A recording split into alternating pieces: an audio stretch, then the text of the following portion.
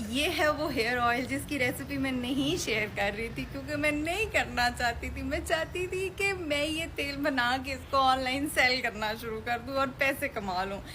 मैं बहुत ज़्यादा मैंने कोशिश की डेलीगेट करने की कि मैं किसी तरीके से ना शेयर करूँ, लेकिन बस मैंने, आप लोगों ने इतना मुझसे पूछा, फिर मैंने कहा मैं शेयर कर दूँ। बस दुआ करनी है आपने मेरे लिए, आपने ये ऑयल लगाना है, आपने बनाना है, आपको फ़ायदा होगा, आपने मेरे लिए दुआ करनी है, ठीक है।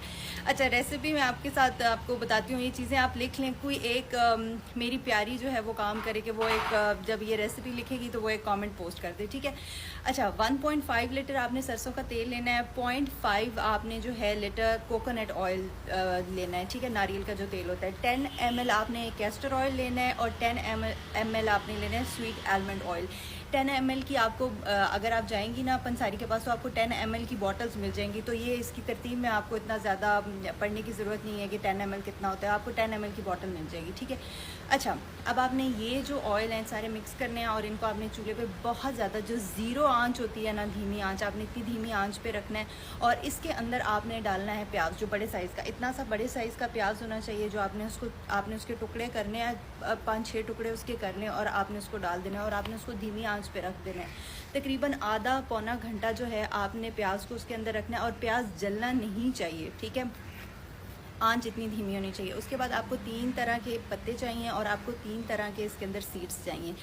सीड्स हैं जी मेथी, आपकी अलसी और कलौंजी, ठीक है। आपने ये सारे, जो आपका बड़ा डोंगे वाला चम्मच होता है ना, आपने वो एक एक चम्मच ये सारे सीड्स का डालना है और आपने इसमें 3 पत्ते ऐड करने हैं। 2 बहुत ज़्यादा ज़रूरी है, वो है कड़ी पत्ता और रोज़मेरी। आप इसके अंदर नीम अगर ना भी ऐड करें तो खैर है, लेकिन फ़ायदेमंद होता है नीम। आपको डिफरेंट इन्फेक्शन वगैरह, हेयर के जो और प्रॉब्लम्स होते हैं, ग्रोथ पे ऐसा इसका मेरा नहीं ख्याल कि कोई बेनिफिट है, लेकिन आपके जो हेयर के प्रॉब्लम्स है वो सॉल्व करता है। तो अच्छी बात अगर आप नीम ऐड कर लें। और आपने इसके अंदर 4-5 लौंग, अगेन लौंग भी जो है वो इसी तरह एंटी इन्फ्लेमेटरी वगैरह होती है, वो भी आप इसमें ऐड कर लें, ठीक है। अब आपने दोबारा ये सब चीज़ें जब आपने ऐड कर ली, अब आपने फिर धीमी आंच पे तकरीबन आप इसको जितनी देर पका सकते हैं, 3-4 घंटे आप इसको रखें और आप इसको पकने दें। आपका मिक्सचर ये ठीक बन रहा है। इसकी वाहिद निशानी ये है कि आपका प्याज जल नहीं रहा। आपकी आंच की आपको पता ही, तब सही लगेगा कि ये सही है कि आपका प्याज नहीं जल रहा, ठीक है। आपने इस मिक्सचर को रखना है। उसके बाद आपने इस मिक्सचर को कूल होने देना है और आपने, मैंने ऐड किया था, आप भी कर लें तो बेहतर है, वो ये है कि आपने इसके अंदर विटामिन ई के आपने 5-6 कैप्सूल्स डाल लेने हैं, ठीक है।